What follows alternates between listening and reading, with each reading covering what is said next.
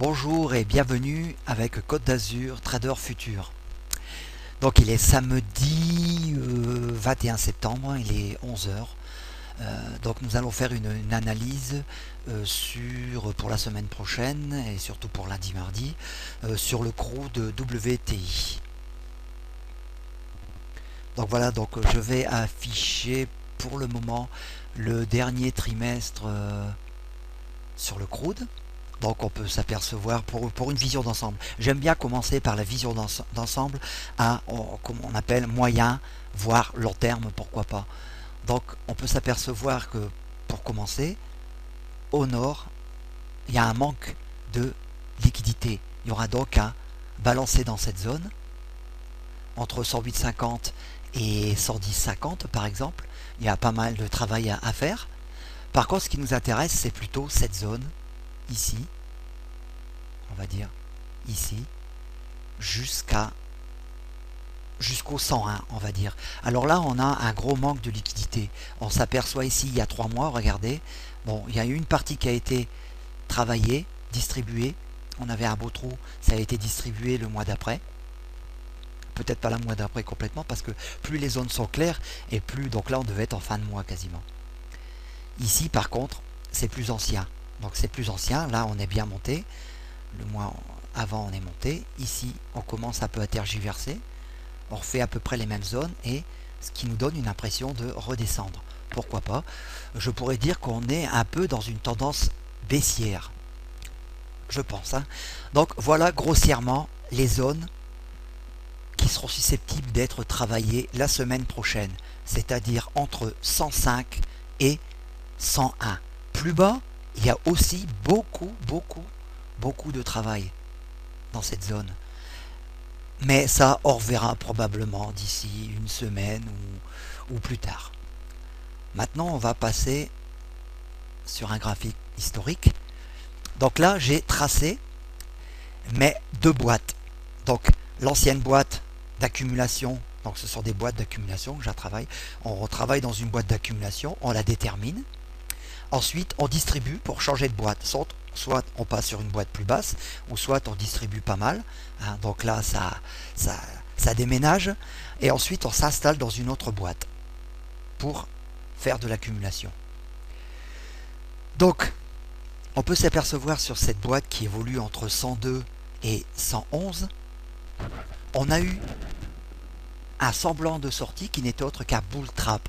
Un bull trap, c'est quoi? C'est bon, les acheteurs se lancent à court perdu, on achète. Oh, grande mèche, grande journée haussière, on achète. On continue d'acheter et puis ils se font piéger. Pourquoi? Parce que ils n'ont pas réfléchi qu'on ne peut pas toujours monter. Il faut faire attention sur les marchés. Ils se sont fait piéger, donc là ça a monté très vite et ça a redescendu très vite aussi. Donc là, il y en a certains qui attendent le dénouement. Et c'est peut-être pas demain la veille. Parce que si on commence à descendre et qu'on casse cette boîte de distribution, ils ont intérêt à avoir un super compte pour ne pas sortir du marché, surtout en matière de futur. Donc pour les petits traders, il valait mieux sortir tout de suite, même en perte, c'était préférable. Donc vous voyez, et on va faire une petite remarque. Ici, on a fait un bear trap. Après le bear trap, qu'est-ce qui se passe lorsque vous avez une image comme ça? Là, on est monté pendant une semaine. Ensuite, on est redescendu. On a fait mine de monter, casser les plus hauts, bull trap, et regardez, on redescend. Bear trap. Et on remonte. On vient sur ma bande supérieure de ma boîte d'accumulation. Et on commence à redescendre comme on l'a fait. Donc, on pourrait penser que pour la semaine prochaine, on va venir rejoindre le bas de ma boîte de distribution, d'accumulation, c'est-à-dire 102, voire pourquoi pas même casser, descendre sous les 100, parce que comme on l'a vu, il y a pas mal de liquidités à faire dans cette zone. On va partir sur le market jour, pour voir dès lundi. Donc ça c'est le market profile avec Sierra Chart en jour. Donc j'ai deux préférences, j'ai deux scénarios bien sûr, déjà pour le lundi. Un premier scénario que je donnerai à 60-65% de réussite, et un deuxième scénario haussier avec 35, 30 à 35% de réussite. Donc, pourquoi? Parce que je pense qu'on va continuer en baissier. Donc, en bleu ciel, vous avez une journée normale que je pourrais envisager. Attention, c'est hypothétique, hein, bien sûr. Les parties rouges seront les excès dans la partie haute et ici dans la partie basse. Donc, vendredi, on a laissé un trou de liquidité ici qu'on pourrait revenir travailler dès l'ouverture. Pourquoi pas sur un gap up, donc un gap haussier. On vient travailler cette partie, on remonte encore un peu, ou alors on fait un gap up, on vient travailler on vient monter jusqu'à 105,36, voire en excès jusqu'à 105,80. Ensuite, on redescend, on travaille ici dans cette partie, on distribue pour faire de l'accumulation. Ensuite, toute la journée, on redescend sur 130,74, voire en excès 130,50, 54, j'ai marqué 130.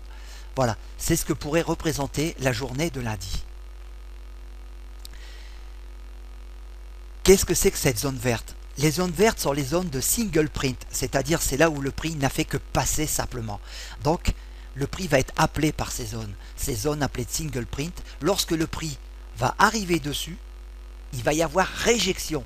Le prix va repartir. Et il peut repartir, ça peut être une décision, même en intraday, ça peut être un reverse complet sur la journée. Hein, ou une remontée de 10, 20, 30 ticks, 40 ticks, 50 ticks, ça dépend. C'est aléatoire, il faut regarder. Il faut regarder sur quel niveau on peut rebondir. Par exemple, on peut descendre ici, rebondir sur le POC de vendredi, volume, et redescendre après. Hein, donc c'est toute une théorie, les single print. On voit beaucoup ça avec le market profile. Hein.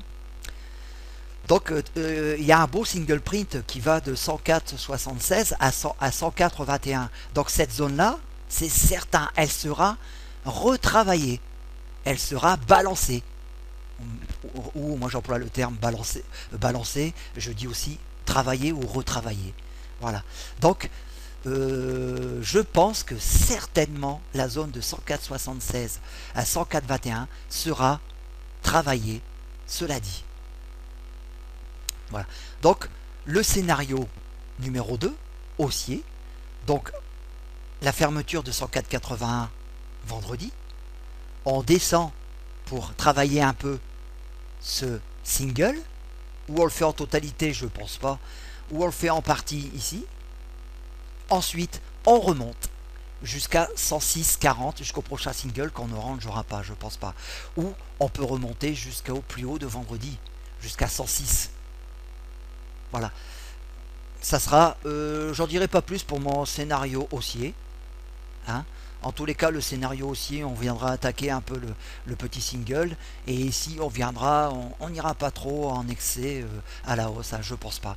Je privilégie, comme je vous ai dit, mon scénario baissier. Voilà, donc vous avez mes zones pour lundi.